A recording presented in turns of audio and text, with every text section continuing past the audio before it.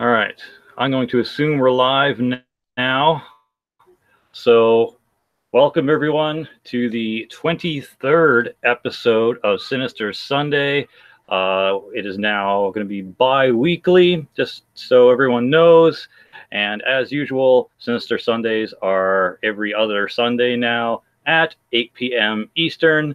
So whatever that is in your time zone. Sometimes we do have to start a little late due to people's schedules. Hence today's episode starting at like quarter after 8 and stuff. Apologies for that. Sometimes the Rebellion panelists do have other things they got going on the weekends, rightfully so, as you know, we all have busy lives and can't really attend everything punctually all the time unless it's like work related. So for now, it's going to be just myself and Matt from the Green Iron Cannibal channel. Hello. Please, if you're not subscribed to Matt yet, get your ass to Mars. Go over to Green Iron Cannibal's channel and subscribe. He has excellent content and some really, really good kind of collection updates, unboxings, etc. So hopefully joining us later on tonight, though, will be either Nick from Deathlike Reviews or possibly Azeg from Azeg's Abyss. Azeg's been pumping out some killer stuff recently. Check out his most recent unboxings and collection updates. The last Thrash update he did was pretty sweet. But yeah, so this episode we are going to be talking about our thoughts on Record Store Day, some cons, some pros, what to expect, what kind of comes along with Record Store Day and what that entails. Pardon me. And then later on, we are going to be talking about the kind of controversial subgenre known as unblack metal or white metal. Basically, black metal, but with Christian or Catholic themes. Pretty weird, especially if you never heard of it before. So yeah. So I guess before I get this thing started, though, officially, I want to let everyone know that's watching right now that I've teamed up with Mike from Mike in the Woods / Mr. Gruntsworthy Plays, and my old drummer from TOPSY, Jeff Topsy, and we all three are running a skateboard channel called Stuck to Skateboards, which is based on the Canadian Durham region skate team and company that we're all trying to start up and get going. So if you want to see any future skateboard content from me or Mike or Jeff, please go to Stuck Skateboards, subscribe there, because I've kind of decided to no longer upload skateboarding content to my main channel here. So yeah, if you have been digging my skate vlogs as of recent, please go to Stuck Skateboards and subscribe for future content there, as we will be doing more in the future. We'll be progressing through different tricks. We'll be talking about different, board equipment. We just uploaded a video where Mike talks about his electric skateboards and what's the difference between a normal skateboard and an electric skateboard, and where you can go for events, including such if you're in Ontario. Yeah, once again, if that's something you're interested in, please go check that out. Much appreciated. Now let's get on with the show here.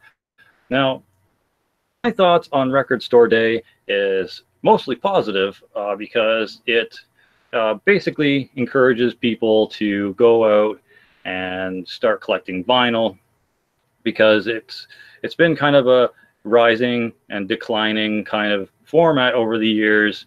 At one point, it was almost obsolete, except for like the really fringe collectors. And now it's kind of, in the late 2010, been kind of on an uprise again, where people are finding a nostalgic reason to start collecting vinyl. So record store day really helps that. It keeps physical formats coming. And if you know me, and if you watch this channel long enough, you know that a physical format out of actually paying for something tangible in music. So for me, when it comes to record store day, now, admittedly, I've never been to a record store day. Didn't get the update as to when it is, or just wasn't able to get there, even if I did know about the event. So it's not something that you should pass up, though. If it does happen in your town or city, definitely make sure you go and at least check it out. You know, thumb through the vinyl, see what's there. And as Matt has notified me, Matt says that there are even special collector editions of certain albums by bands at the record store day events. So that is fucking cool. I didn't actually know that, and if I did, it slipped my mind. So hell yeah, definitely another good thing about that. I'm probably going to try my best to go to the next record store day event, and at least peruse the selection there. Maybe talk to a few other vinyl enthusiasts. Maybe meet a couple of metalheads there. Maybe find a new friend or something that's in the metal community, because there isn't that much where I live. Most people here in Oshawa are into rap or like hip hop and stuff like that. They're not really metalheads, so that would be cool. Anywho, that's enough for me. I'm going to send it off to Matt from the Green Iron Cannibal and let him tell you what he thinks about Record Store Day, and a little bit of what it entails and means to him. Let us know your thoughts on Record Store Day. So for me personally, obviously for a lot of people, Record Store Day is about getting whatever limited edition releases that they can, because ever since Record Store Day started, there have been limited releases from all sorts of bands across all types of genres of music. And every year there's always something for someone, even the metalheads, it may be super mainstream like Slayer or Metallica, or less mainstream for bands like Creator or some of the there isn't really death metal or black metal or anything. There was a Dark Throne record actually that came out last year, I think, for Record Store Day. It was limited to like 1,000 copies or some shit. And for me personally, I've been going to Record Store Day since 2011, which it was actually yesterday, this year's Record Store Day. And for the first few years I started doing Record Store Day, it wasn't really about me collecting stuff and buying stuff. It was me like working at a record store, because me and my dad and my younger brother were really good friends with the owner of the music store that's closest to us. And my dad's been doing it since like the second one, I think, helping out there. I've been doing it for 8 years, and then my brother's been doing it for 5 or 6. Nice. And yeah, I mean, I don't get paid. I do it basically as like volunteer work. He gives me discounts, which is cool, but I don't really expect it. It's just basically for me to work at a record store, because I don't. It'd be nice to, but he doesn't really do enough business where he is to need to hire someone else. So that's what it's been for me for the last 8 years. As I've gotten more of a collector, obviously I've been buying stuff. And if you are subscribed to my channel and watched the video I put out yesterday, I talked a lot about some of the Record Store Day exclusives I got. And that's also the cool thing too, because you know there are other people who, you know, they probably wouldn't go to a record store normally, but you know, there being a limited release of something that they could get, it could get them out there, and not just for that release. You know, they could look around the store and find other shit, and then maybe decide that they want to come back there at some point, which is cool too, because then they're supporting the local businesses, because I don't really know any mainstream record stores or music stores, just major retailers that carry music. They're not specifically music stores. But with the limited releases, of course, there's going to be flipping, but that's how it's like anyway, because in the metal scene we see all these vinyl variants that get put out, and it's like 100 or 200 copies or some shit like that.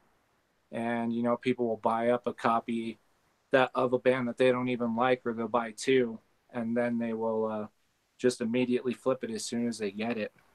And it definitely is shit. And I feel like Record Store Day, with all these limited releases, they make it happen on a more mainstream level, with bands like Grateful Dead and Green Day, My Chemical Romance, Def Leppard, you know, all sorts of these mainstream bands that everyone knows about having, you know, a limited release of 7,000 copies being only distributed to local record stores. People are obviously going to take advantage of that, as much as it blows. But no, I don't personally, at least for the music store that I go to all the time, you know, that's not really what it's about. Record Stores Day is just about having a good time, you know, being around the physical format. Because we live in such a small town, there's so many people who know the owner, and then know me and my dad and my brother, and we'll get into conversations about music with people.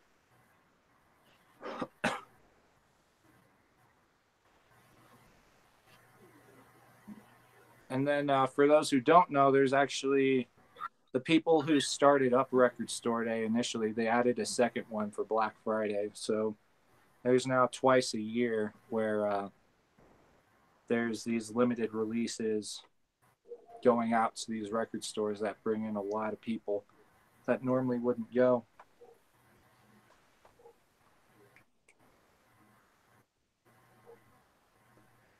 But That's cool, man.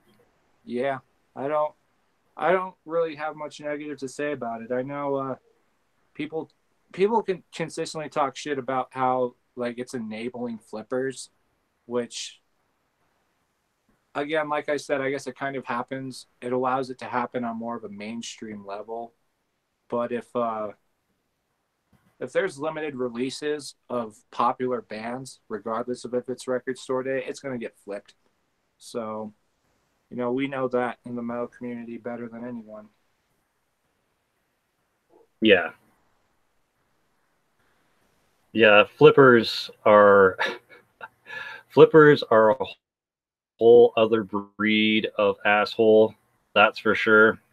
There's your normal collector who just wants to get stuff that they enjoy and be able to, you know, see it in their collection and be able to pull it out when they want. You know, and don't really have too much money, but they get the albums that they can afford.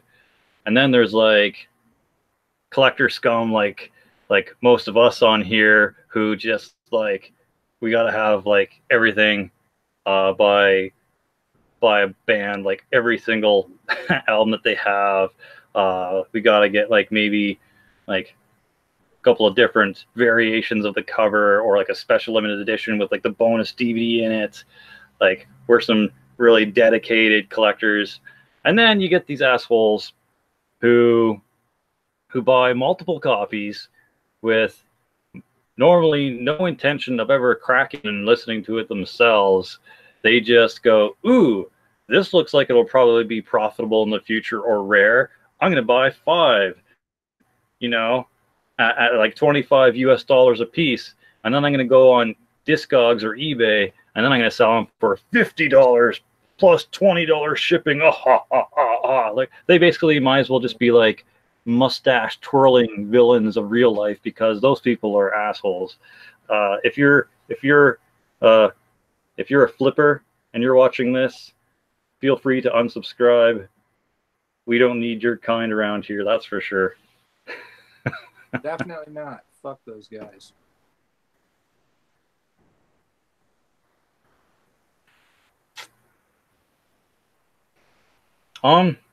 Actually, since we're on the discussion of vinyl, I've been considering not like really wanting to, but I've been considering selling the vinyl I have, just the black vinyl editions of things. I don't know how many I have in my collection that are just pure black vinyl, but I might make a video sometime later this week or next showing off my black vinyl collection and kind of letting you guys know what's available for sale if you're interested. Because one, I find black vinyl kind of uninteresting. I know it's kind of superficial, so bad Jesse for that. But I also kind of I kind of I kind of also need the funds to kind of put into this new company that I'm trying to start up with Stuck Skate Co. We're going to be trying to maybe make some shirts later, maybe the end of winter this year, or maybe spring of next year. We'll see, depending on how many followers we get and who's all interested.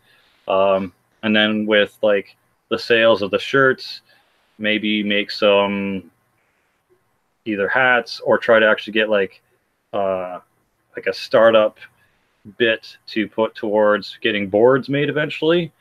And we'll probably look at Zoo York manufacturing boards to start out with, like just to get the wood that they get and maybe use that, because I've been skating Zoo York for the past couple of months and they've been, it's been working pretty good for me.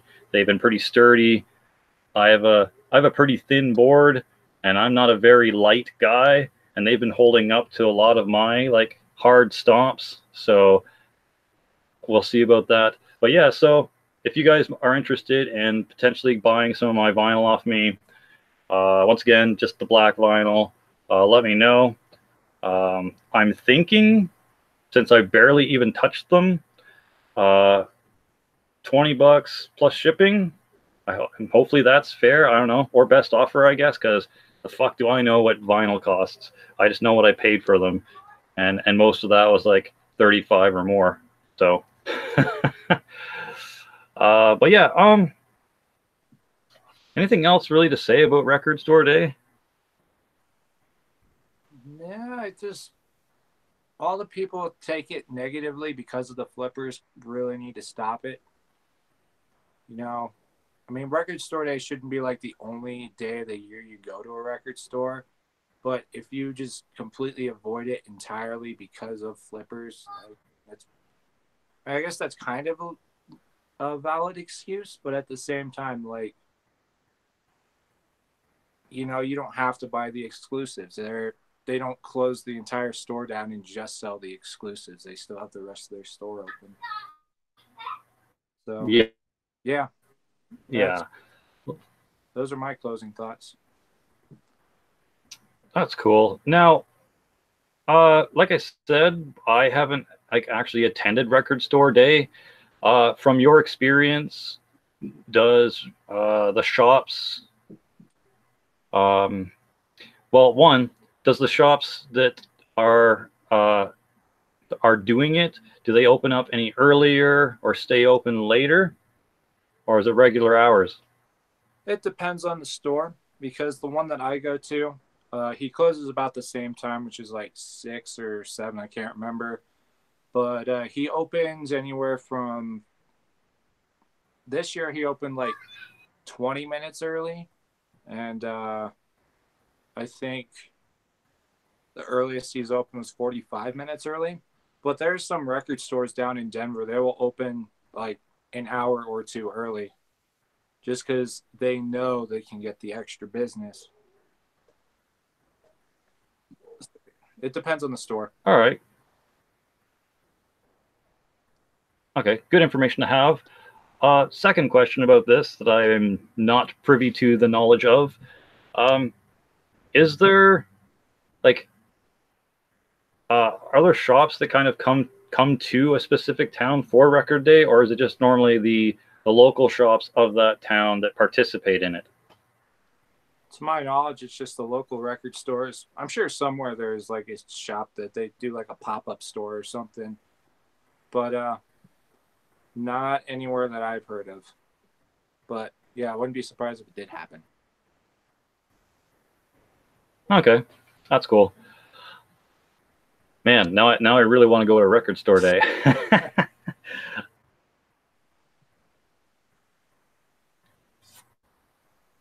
Yeah, that's actually another thing too. Like, if I actually do get back into collecting vinyl, I'm gonna want to get a legit vinyl player, because the one I have is the Ion brand kind of like suitcase vinyl player. Yeah. I mean, it plays the records that I've tried on it fine. So many people tell me that if you play them too many times on a suitcase player, you're going to fuck up the grooves of your vinyl, because the arms on the suitcase players are normally too short, and it drags a bit as it goes across, I guess. I've never heard of that, but I mean, I guess if people have been dealing with it consistently, then yeah, it could be a problem.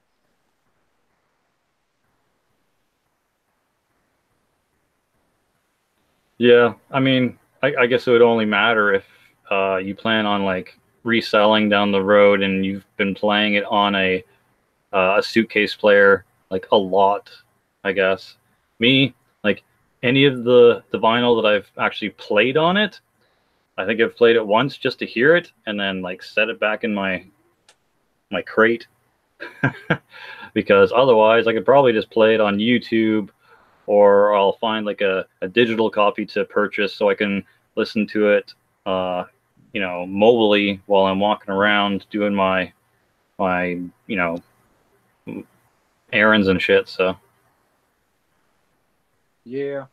The thing is too with Record Store is it's mostly records that they sell, but they also do have some CDs and tape releases. Because like in 2014, they did this one, Demolicious by Green Day. They did CD, and they also did tape as well, and then of course the vinyl too.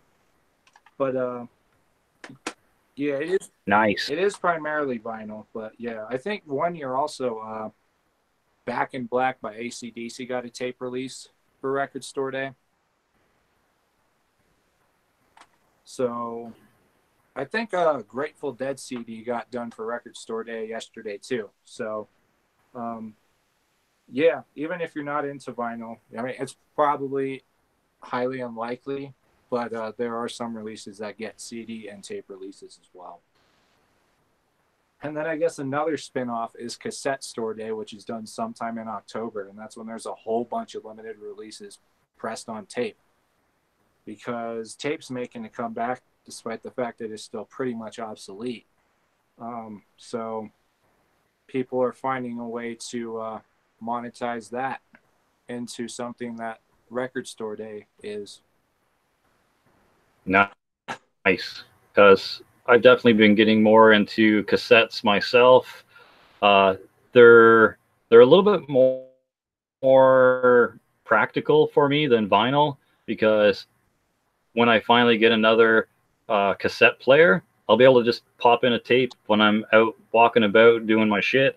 So yeah, I'll be super duper interested if a cassette day or whatever happens. So man, speaking of which, there definitely needs to be like an analog like Renaissance. There needs to be like a store that specializes in selling like tapes, vinyl, record players, tape players, you know, even like blank cassettes, so you can like record shit again in like multiple different colors instead of just, you know, having to go on and buying those Maxell 7 packs. Yeah. Yeah, that'd be pretty neat if there were some stores that were just like that, or just like an entire day where they're like, fuck CDs, it's vinyl and tapes only.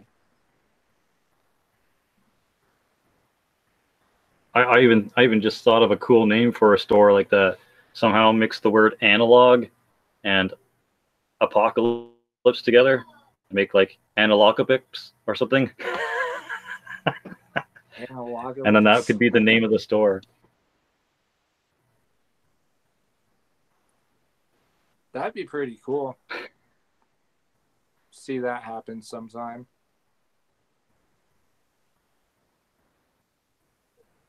Or like Analog Mageddon. Because when the apocalypse hits and there's no more MP3 players left, all you'll have is analog. Yeah, that'd be pretty neat.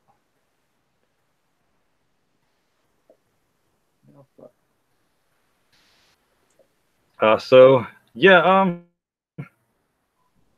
don't know if I have anything else to say about Record Store Day besides really wanting to fucking go to one now. But yeah, hopefully if another panelist joins tonight, we'll, you know, be able to get their opinion on it. Like I said, either Nick or Azeg or maybe one of the ladies will show up tonight. Maybe, I don't know. My life as a death metal drummer's wife, I'm looking at you. Feel free to show up on a stream anytime soon, madame. But yeah, so if any one of them shows up, we'll give them a shot to talk about Record Store Day. But for now, let's move on to Unblack Metal and kind of go over our thoughts on that. Now, if you don't know, once again, what Unblack Metal is,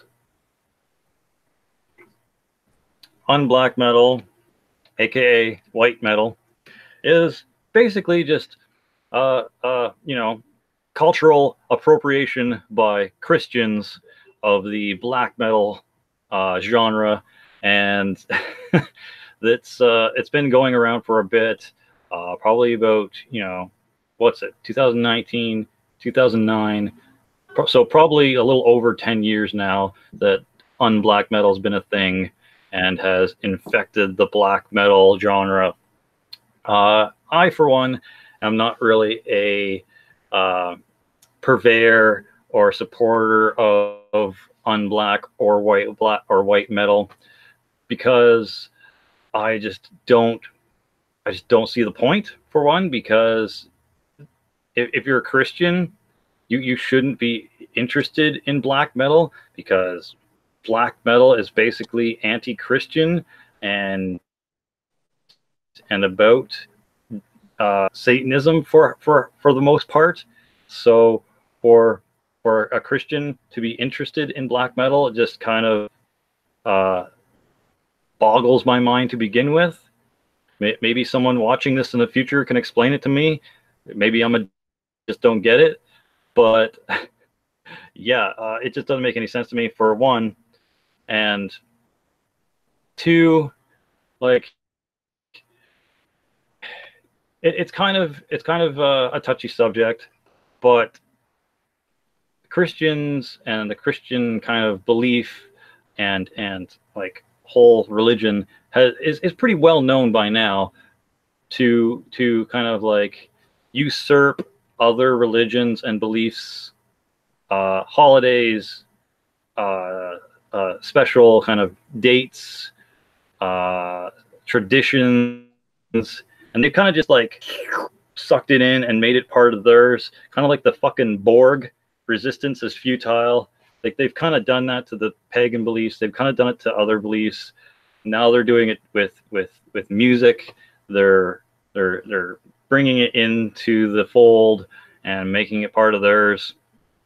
Like, I won't be surprised in another 10 years that some Christian black metal band, spouts off that Christians invented black metal. Like, that wouldn't surprise me, since they like to claim everything else as theirs. So, needless to say, I'm not a fan of it. I don't think it's something that should exist.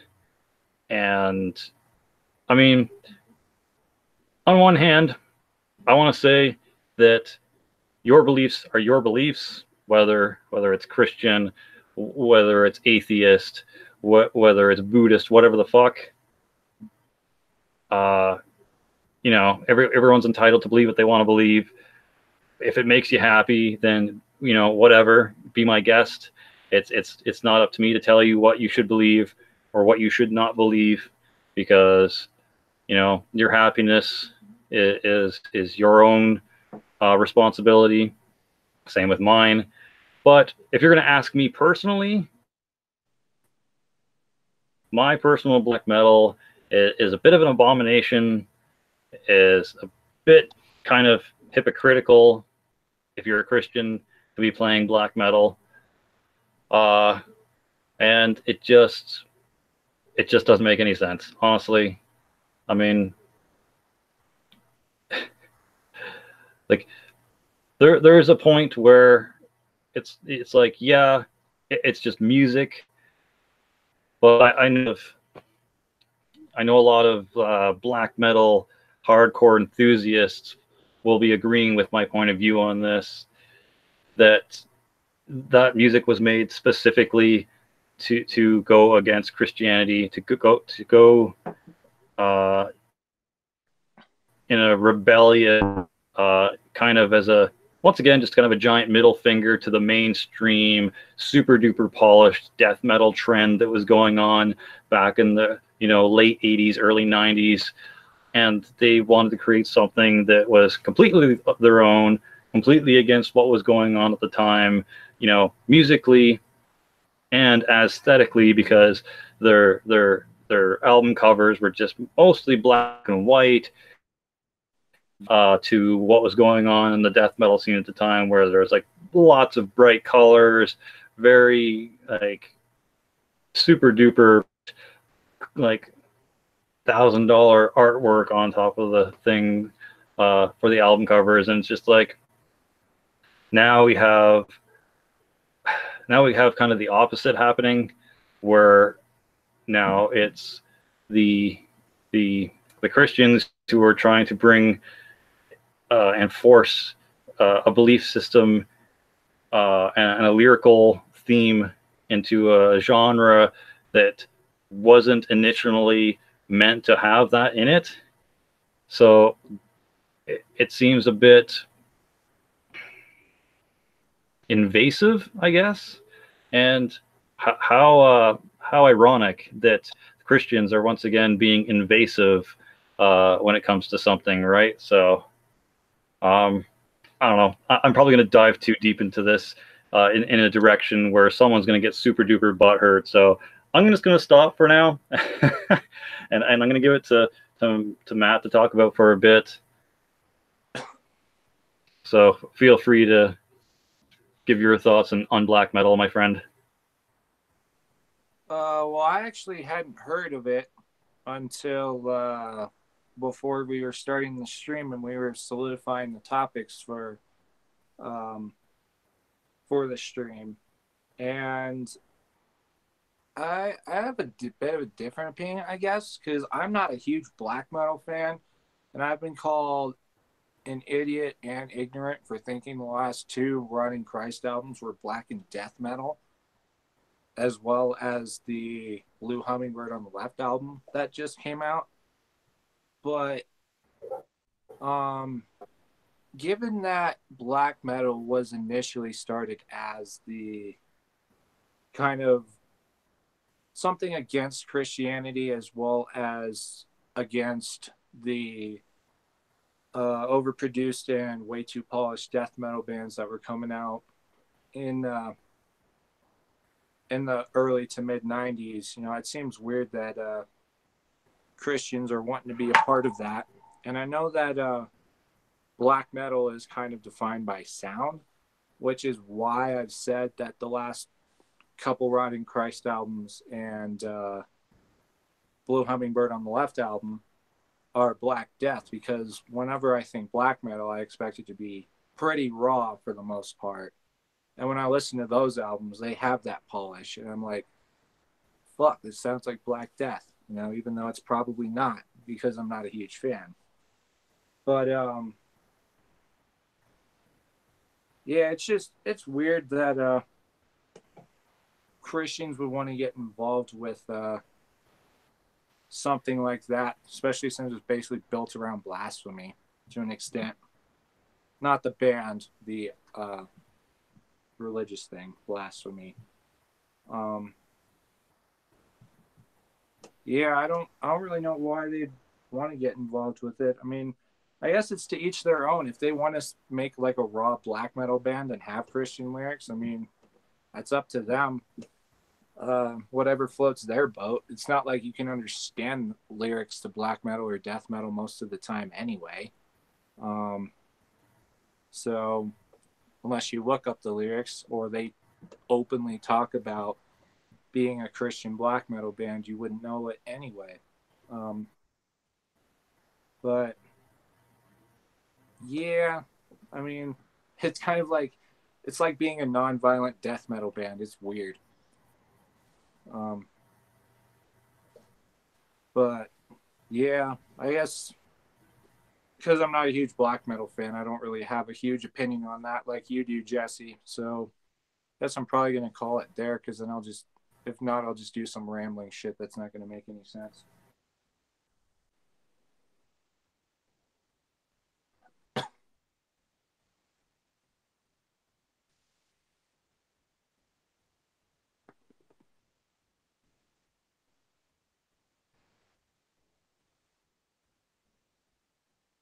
Still there, Jesse?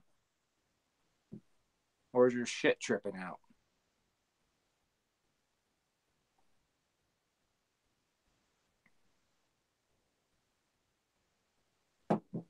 Well, his shit's probably tripping out. What a surprise.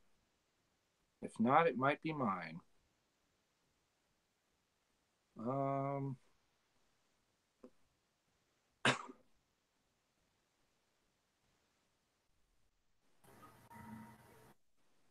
You're back. All right. I don't know what happened there. I kind of figured some shit was happening to your Wi-Fi or your connection or whatever. Yeah. Definitely got disconnected. It's like I can even see the chat was like, "Oh, disconnected. We're trying to connect you again." Yeah, it's showing up two of you for some reason. Like, it has you, your video as one, and then the other one is just your profile picture. Yeah, I see that too. Cool. Now it's gone. All right. All right, cool. So I'm going to address something that was said in the chat. Peach Creed said, you realize black metal, or you realize unblack metal and white metal are not the same. No, I don't realize that. I pretty much thought that they're exactly the same, just different wording. So feel free to let me know in the chat what the difference between white metal and unblack metal is. As for the comment, black metal is defined by sound. No kidding. But I mean, black metal, when it originated, was originally intended to be rebellious and satanic and anti-Christian, because that's what they wrote about and that's what they intended the genre to be about when the genre was created. As for genres having the right to exist, no kidding. I mean, every genre has the right to exist.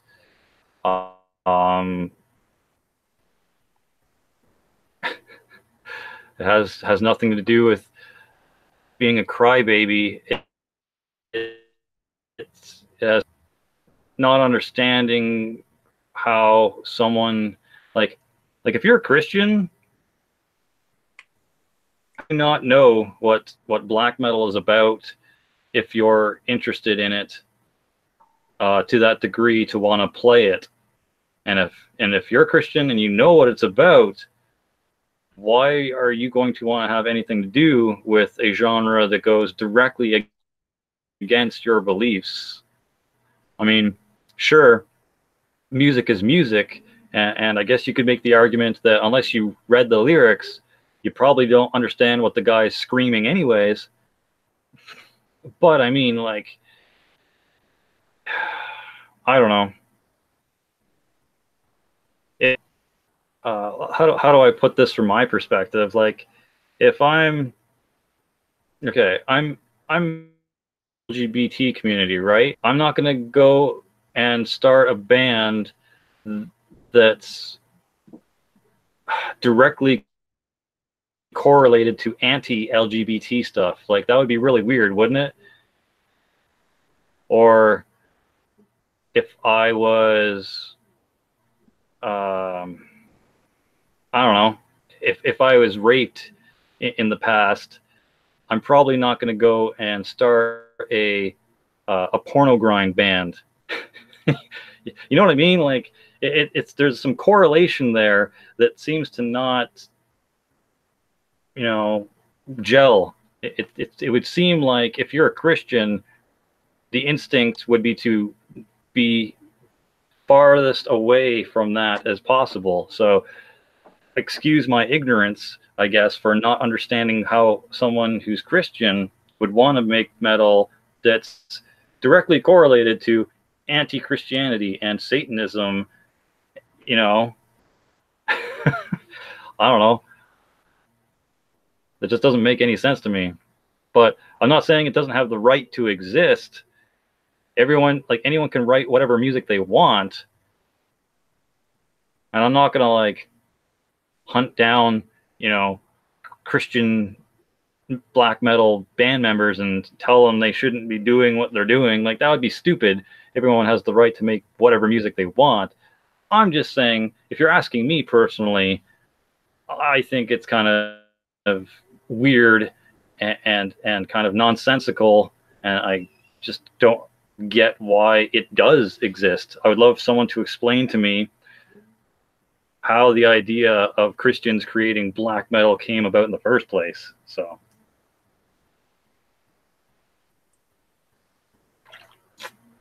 I think it might have started, that's just a theory. I think Christian black metal might have started for the same reason black metal started in the first place. It's just a rebellion, because that's basically what they're doing. I'm sure, like, no one that's in a Christian black metal band or Unblack band would be so ignorant enough to not know the beginnings of black metal and the fact that black metal bands have or have been accused of church burnings. As I've said, excuse the ignorance, I'm not huge on black metal. Death metal is more my thing. But, you know, you can't be a black metal fan and not know that. So I think with Christians starting black metal bands and making their lyrics about Christianity, it's kind of like a rebellion against the rebellion, basically. That's how I feel about it. I'm sure that could probably be completely wrong, but that personally is how I think it could have started. You know, I'm sure there's thousands of other reasons as to why some Christian black metal bands do exist, but that's just a theory as to one theory as to why some of them could have started.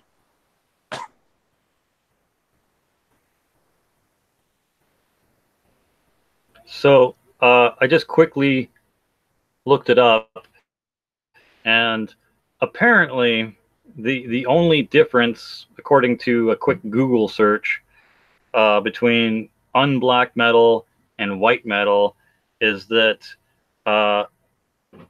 unblack metal generally has more guttural and screaming vocals than white metal. So it's basically like a subgenre of a subgenre. So I guess there's unblack metal, and then a version of unblack is white metal. So I guess it's softer unblack metal. Oh, I'm done. I don't know what the subgenre thing. I didn't even know white metal was a thing until whoever commented it said it. I guess I'm getting to that age where I'm almost to the like old man yells at cloud or get off my lawn type of adult, where it's like I'm slowly starting to give less and less fucks every day about the minutia differences of different metal. Like, obviously, I'm probably never going to be like, oh, you know, death metal, black metal, thrash metal, it's all just metal. I'm never going to, you know, subscribe to that form of thought. Like, I'll still always probably recognize the subgenres of metal, but I don't know, when it starts getting into these like triple layered subgenres, I'm just probably gonna just say fuck it at one point, because yeah, I like to be able to analyze and identify the specifics of what I'm listening to, but I think it's gonna just wear thin at some point, where it's just like, yeah, it's brutal, cool, or yeah, it's grim and lo-fi, cool. I don't need to know any more differences after that. I think at some point I'm probably going to hit that point. I don't know. Just finding out that unblack metal and white metal are different things now is just going to, ugh, I don't even care. Yeah. Sort of like people, when people at me about the whole screamo and groove metal thing, it's just like, don't at me. Like, just, I don't care. Screamo is not a thing to me. To me, it's all like post-hardcore or metalcore or post-metalcore. Like screamo is always just been a blanket lazy man's term for me. So yeah, don't at me. Same with groove metal. Groove metal is just a lazy blanket term to cover things that people don't want to, you know, properly analyze and define, in my opinion, of course. Yeah. Especially the screamo term. That's just, not only is it lazy, I feel like it's kind of ignorant, because, you know, death metal and black metal kind of gets thrown into that screamo thing too. Or, as one of my friend's dads called it, that screaming shit. So, you know, yeah, it's an ignorant, lazy term, I feel. You know, screamo, it's not a thing, really. I feel like it might have been a term like in the mid 2000s, when like the emo and metalcore stuff started really picking up. That's what people called it. But then when it was given the actual like subgenre name of metalcore and post-hardcore and shit like that, you know, that just kind of, everyone just started saying that screamo was like the lazy thing to call it, or the ignorant shit that people who have never heard that before will call it.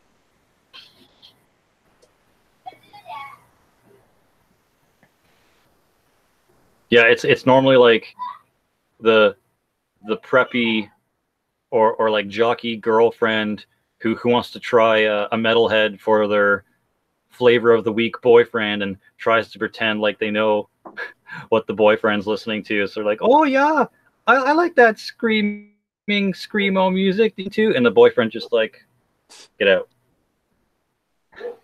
Yeah.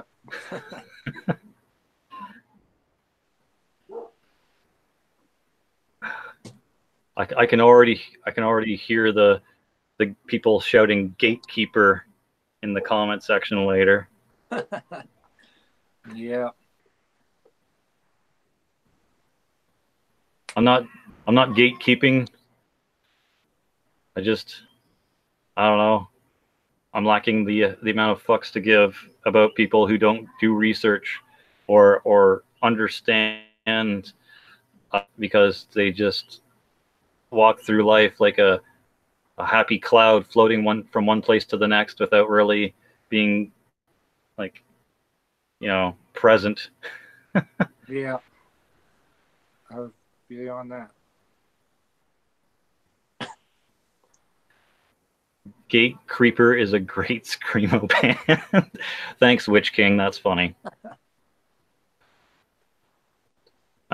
Speaking of Gate Creeper, for whatever reason, when I first heard them, I was like, man, this is bad.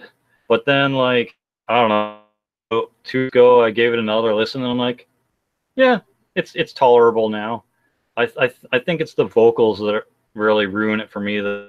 And it's, I should sound like a broken record by now, but normally when it comes to bands, it's always the vocals that either make or break it for me. Yeah, it definitely can, because some vocalists just sound like shit. The music can sound great, but a vocalist is obviously a key component to a band. And if you got one that sounds like shit, that's not going to do anything for the band. Yeah. Well, in a funny, ironic twist, in that, like, someone were to slide some unblack metal or slide some what into my D, be like, hey, this awesome black metal band out, I probably wouldn't be any of the wiser, because I mean, if it sounds like black metal and it looks like black metal, then I'm probably not going to dig too much further. So if anyone wants to slide some unblack metal into my DMs for jokes, feel free. I probably won't notice the difference. unless it's like fucking post black metal, then that shit can eat a dick. I'm not about post black metal. It's too flowery and upbeat and shiny. It is not my taste of black metal, like Deafen or like Ghost Bath or fucking Liturgy or any of that shit is not happening to my ear holes. What's your thoughts on post black metal? I don't know. Apparently, Ghost Bath, going off of what you said, they're a post black metal band. I actually liked their most recent album, which was weird because, as I said, I don't really like much black metal. I'm not a huge fan. So, I guess if Ghost Bath's a good band as post metal black metal, I like them. But I mean, black metal, post black metal, black metal, it just feels like the same thing to me. I'm sure shoegaze lumped into that. I didn't even know that was a fucking genre. It's Black gaze is a different thing too. Yeah, so I found out. To me, the ignorant black metal listener that I am, that much prefers death metal, can't tell the difference. So I mean, I listen to some bands that are shoegaze, black gaze, and post black metal, but it kind of gets lumped into that black metal category for me, just because I'm not a huge fan of black metal. I'm sure if I was, I'd be able to pick it apart just as easily as I can pick apart brutal death metal and melodic death metal and all that shit. But it's just, if a band's good, I'll listen to them regardless of the genre. That's That's basically how I feel about it, because Fair enough. I can't tell one black metal subgenre apart from the other one. So I just want to say quickly, the rain outside is picking up pretty hard, and so is the wind. So if my connection gets dropped, it's not because I don't like talking to y'all. It's just because my technical difficulty situation has risen to uh,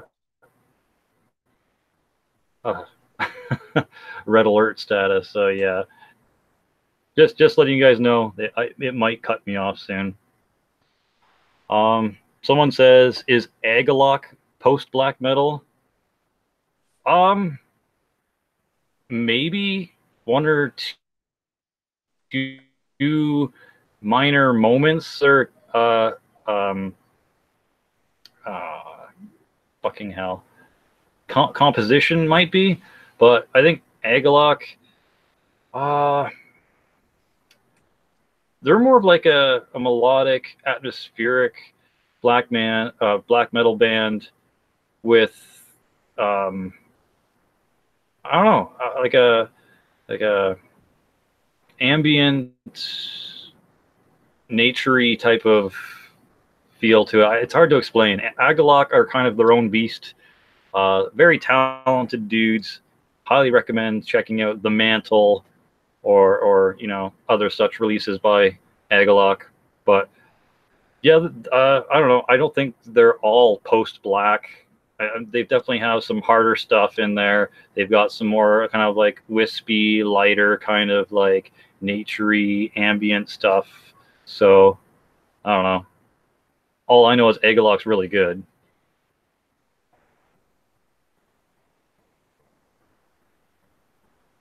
I haven't listened to them that much, so I wouldn't know. Yeah, yeah, do it up, man. Count Blagorath just like raves about Agalloch quite a bit in his old videos. So I know. Yeah, I've listened to them a couple times, and it was because of him. He always says they're a great band, and I'm sure if I listened to them more, I'd probably think that. But it's just I haven't given them much of a listen.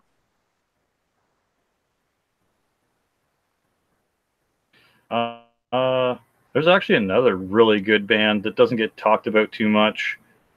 It's called One Master. I don't know if you ever heard of them. They're a black metal band based out of Boston originally, and then later on New York. But yeah, check out One Master. They're really good.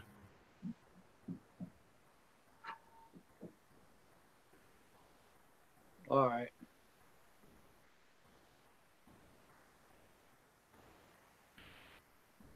Uh, there's another kind of like post black metal or like I don't know what would you consider Alcest?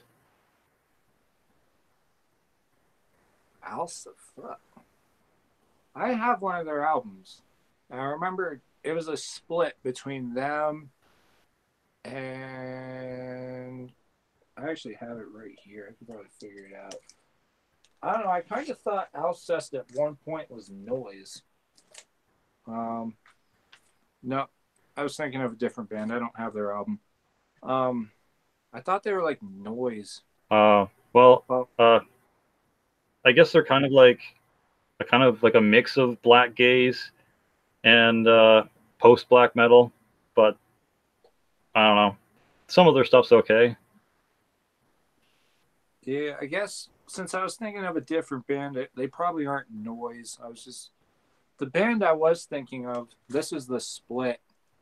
It's Ants and King Apathy, and I feel like they probably fit under like that black gaze and shoegaze type thing. And they also got a lot of noise elements to it, especially King Apathy.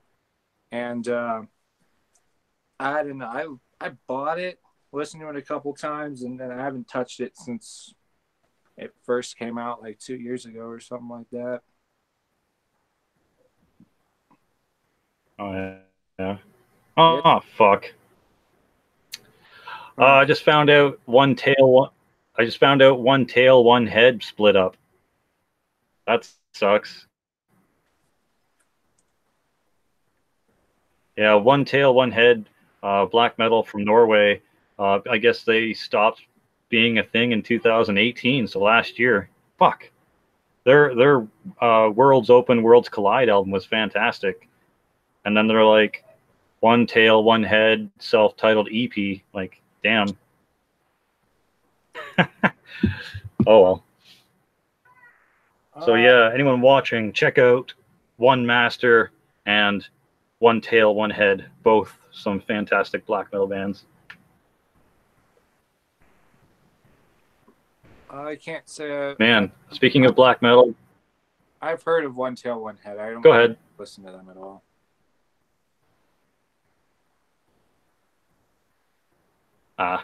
Well, speaking of black metal, I can't wait for the new Abbott.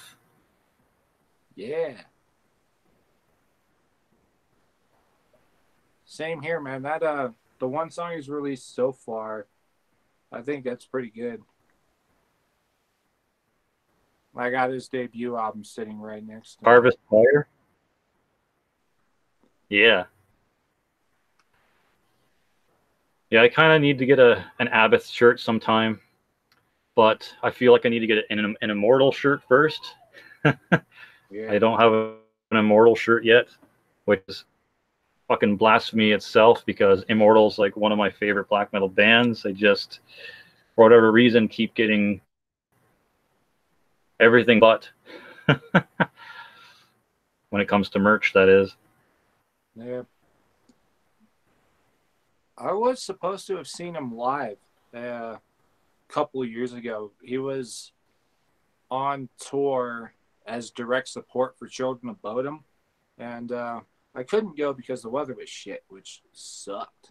That pissed me off. Oh. And I live about 2 hours away from Denver, so if the weather's shit, I'm not going to make it there. That's how it goes sometimes, though, eh? Yeah, can't go to all of them. Especially since I do go to a lot of them.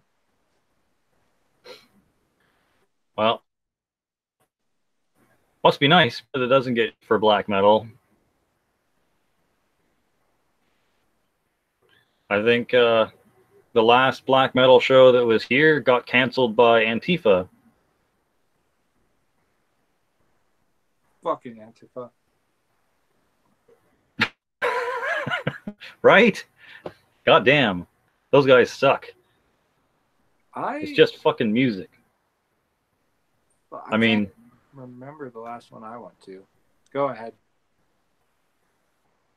No, I was just going to say, and trust me, for the people watching, I get the irony of me saying it's just music and then on black metal. Haha. No, I get it. I get the irony. Don't worry. God, I don't even remember the last black metal band I saw. I think it might have been Sorry Sadum.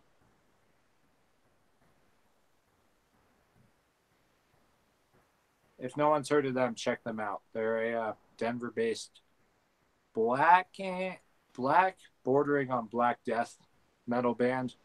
I actually saw them when they opened for Suffocation and Cattle Decapitation on the Farewell Frank tour. They put on a fucking great show. Nice. But before that, I don't think I've seen any black metal, truthfully. I know I'm going to because I'm going to be going to the Electric Funeral Festival in Denver, as well as the True Brewing 7th anniversary and the Denver All Day Festival merger. And there's some black metal bands playing there. But yeah, I don't think I've actually seen like a straight up black metal band ever. I think we were supposed to get Thy Antichrist, Septic Flesh, and someone else up here in Canada. That's right. It was Dark Funeral. I went to that show. Oh, yeah. The Dark Funeral, Thy Antichrist, and Septic Flesh. That I would have loved to have gone to that. I did not have the money when that came around.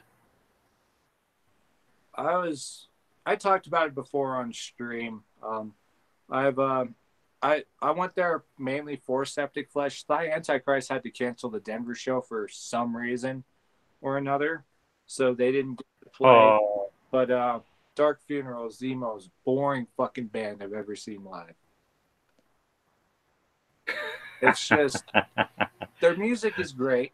I have a couple of their albums. I do, for the most part, enjoy their music, but it's just like seeing them live.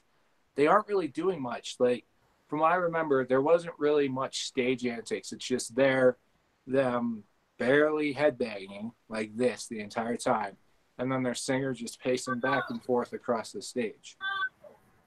And considering it was a co-headline between Septic Flesh and Dark Funeral, they had a full hour and I think 10 or 15 minute set, and is the most boring fucking band I've ever seen. fair enough. You know, it'd be a sick show though if it was like Takei, Enstill, and like I don't know if Sargeist somehow was able to do a show all together. That'd be amazing. Yeah, I've never heard of the second band, but yeah, that'd be pretty cool. You've never heard of Enstill? I probably heard of them. I just haven't listened to them. They don't really ring a bell. Ah, okay. I only have two of their albums, but they are some super duper fantastic uh like black metal from Germany. If I can find them, I'll pull them out. A B C D E.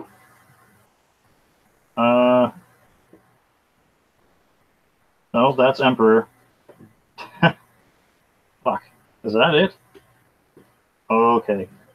Here's me trying not to knock over my tower. Huh. Alright, there's one. And holy shit, that's gonna fall. Alright, yeah. So yeah, I've got only these two, but man, their earlier stuff is fantastic as well. Yeah, I've definitely heard of them. Yeah. I have not listened to them at all.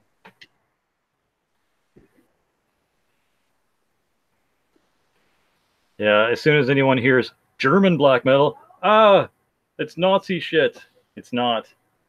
I'm about 90% sure Enstill is just normal war themed black metal. Well, I'll give them a listen once when I can.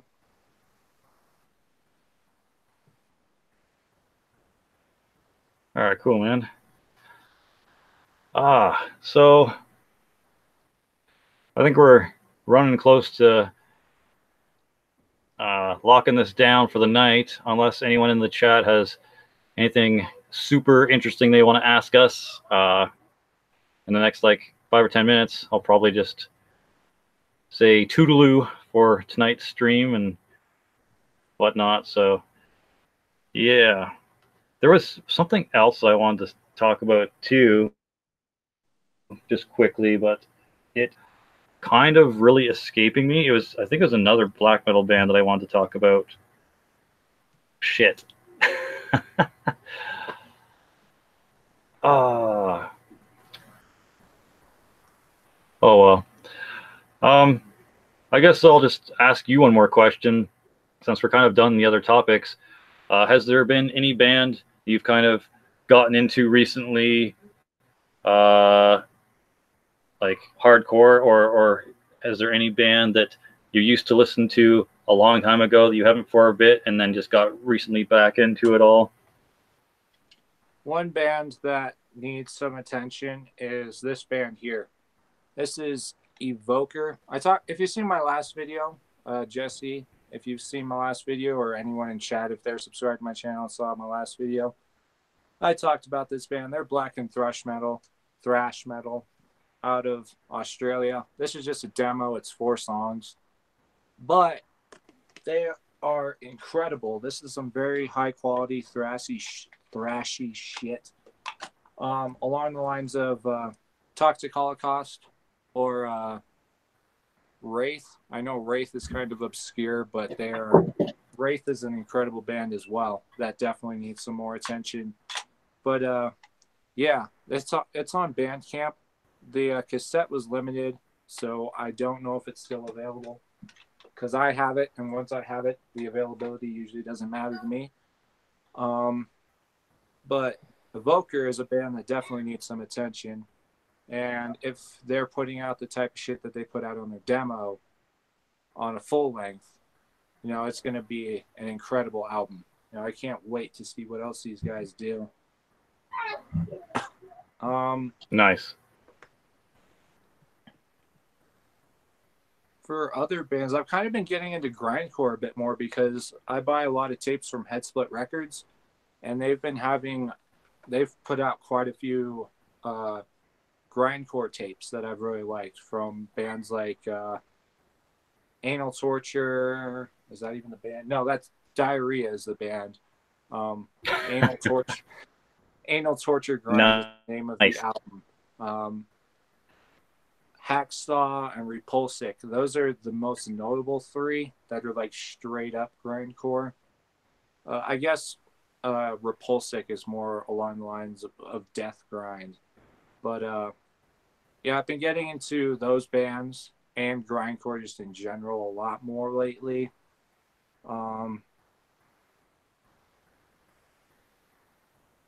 I don't really think there's any bands I've gone back to that I haven't listened to in a while because I keep a steady rotation of bands that I really like. Even if it's like Cannibal Corpse, you know, they have 14 albums. If I just have one of their albums in my stack, you know, I'm still listening to them.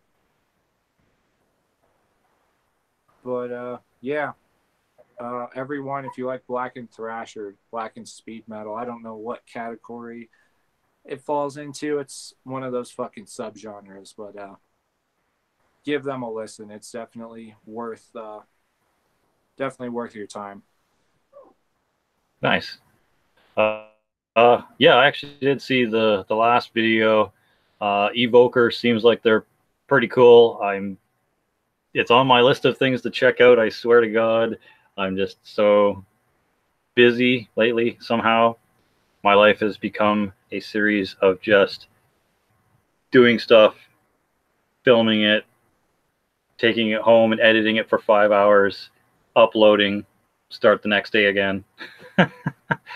Whether it's for this channel, for stuck skateboards, or whatever else. But yeah, I'm definitely gonna check out Evoker when I can.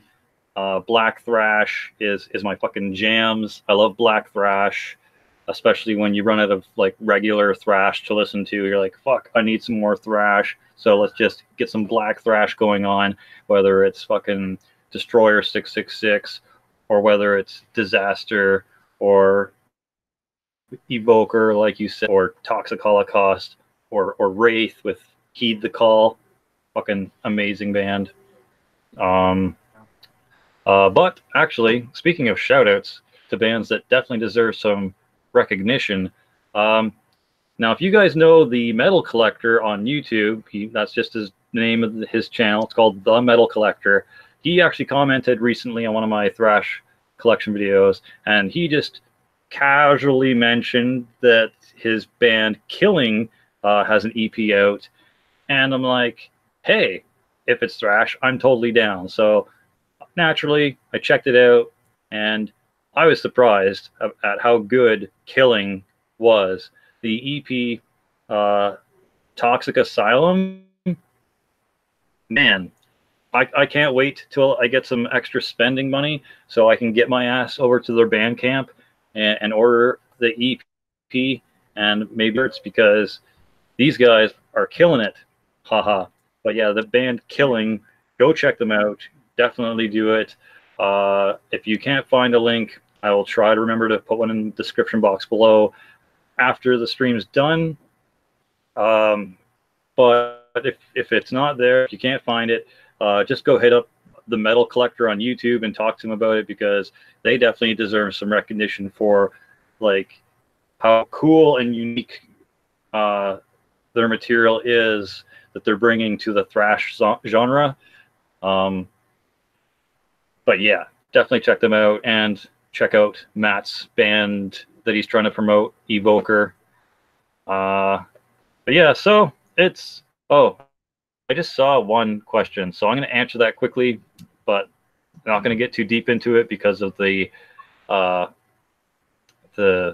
material.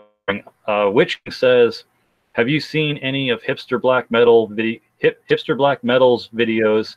He returned, and he's after Merc. I watched, I think, 1 or 2 of Hipster Black Metal's videos like 2 years ago, and I think one of them was amusing, and the other was just kind of and I didn't get into his channel. And then I guess he must have seen that I watched a couple of his videos, and then he came and watched a couple of my videos, and then he proceeded to get into the comment section and just be a giant jackass. So I had to block him. He's a very I don't like to talk shit about other YouTubers because it's all, but I will say my experience with him was very toxic, very negative, very critical.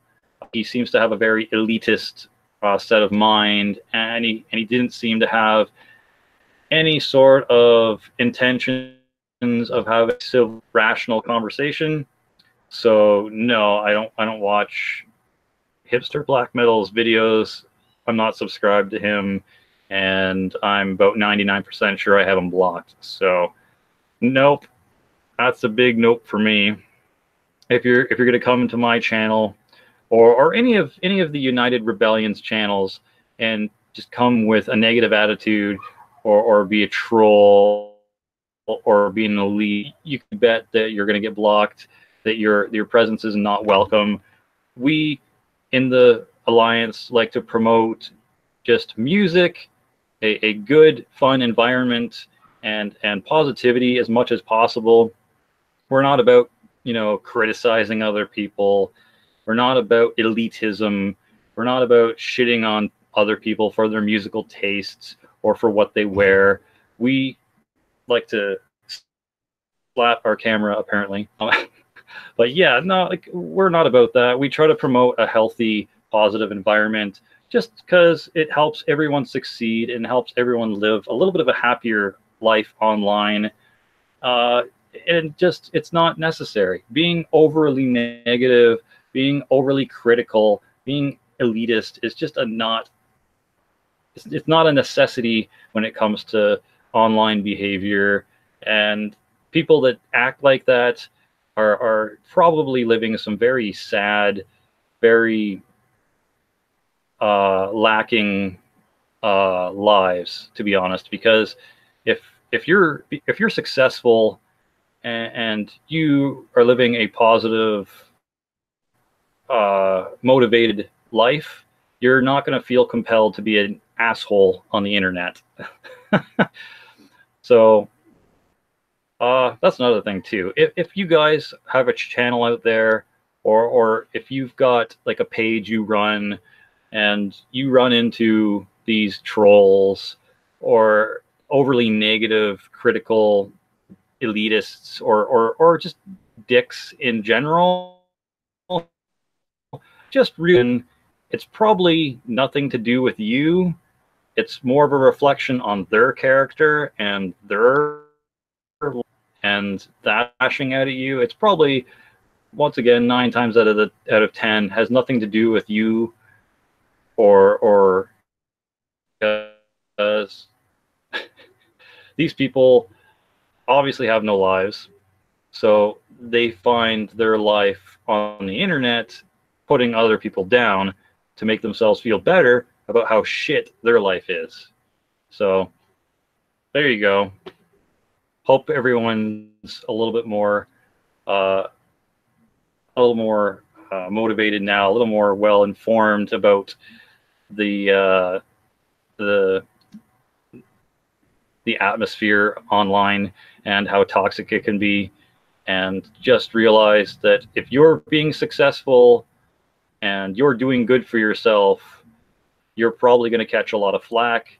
You're probably going to get a lot of trolls and haters, because people that aren't successful, people that aren't, progressing in life and, completing their goals, they've got nothing else to do except come on here and be a dick. So don't worry about them. Keep doing you. Keep being awesome. Keep killing it out there, because that's how we survive, and that's how we get better as a species, by just, praising the good, focusing on our goals, and helping each other, and ignoring the trolls, ignoring the hate, and ignoring the people that just want to drag you down because they're having a bad day, So, anywho, any final thoughts before we shut this down, Matt? Nope. Not really. I think we touched on a lot of good things. All right, man. Awesome. And once again, Matt, thank you for coming on here, becoming a part of the rebellion and the alliance, and contributing to this group. I really, really appreciate that. I don't think people realize how much I do appreciate all you guys being a part of the now united Rebel Alliance.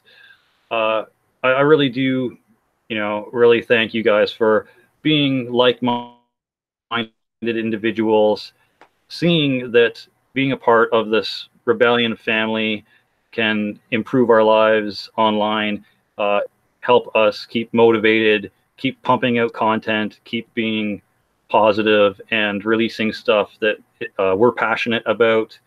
And anyone watching, that's why I have the rebellion. That's why I formed the United Rebel Alliance with these people, with these 10+ channels now, because we all see the positive results of having each other's backs, sharing each other's videos, pumping each other up for new content. And that's how you succeed in life, by lifting each other up, by promoting each other, by encouraging each other to keep going, even though sometimes life just went in the way and kind of throw you like shit. When you've got a team like the rebellion behind you saying, you can do this, man, or don't worry about what other people say. We believe in you. We know your content's great, and we're going to share it on our wall. We're going to share it in our group. We're going to share it in our fucking Instagrams, wherever, because we would want someone else to do that for us. Instead of sitting back, doing it alone, taking all this flack from trolls and haters, and trying to succeed through the fucking eye of a needle, we now have a plethora of people that have our backs, that think like we do in speaking of like metal and music and content creation. Of course, we're not like a hive mind. That's not what I'm trying to say. I just mean that we generally have the same positive beliefs in a promotion sense, in content creation sense. So why not form an alliance where everyone can benefit, everyone can succeed, and have like just that nice safety net every now and then, where it's like you might not be doing so hot one day, but since you have this group of like-minded individuals behind you, that day is a little bit easier. That week is a little easier. There's a little bit more push for you to be able to succeed, a little bit more windows open for your success and your goals to be completed. So yeah, with that being said, I'm going to say any channel out there right now who's interested in a positive, uplifting, goal-oriented support system like what we have right here in the Rebellion, where we share each other's videos, where we encourage each other to keep going, keep creating content, keep being passionate about things we enjoy. And you have a collection channel, whether it's metal, whether it's punk, whether it's horror movies and stuff like that, and you see this, let me know. Let me know if you've got a channel like that. I'll check it out in the description, or sorry, in the comments below. Feel free to talk to any of the Rebellion members. If you're, if you've got stuff like that too, like if I'm not available, but you see, Matt's available, or you see Azeg's available, or something like that, hit them up, chat them up, let them know that you've got content, and we'll see what we can do for you if your content's good enough. Of course, we can't, unfortunately, let everyone in, because there is a little bit of a filter that we kind of have to process channels and members by. It's fairly easy for the most part, though. It's like, be a YouTuber, be a positive, kind of uplifting personality type. Don't be like overly negative on your channel, because that's not the vibe we're going for. And mostly just be good at speaking, be good at presenting the content you're passionate about. And yeah, so just basically those kind of requirements. And let us know about your channel, and we'll see what we can do. We'll talk to you and check out your content.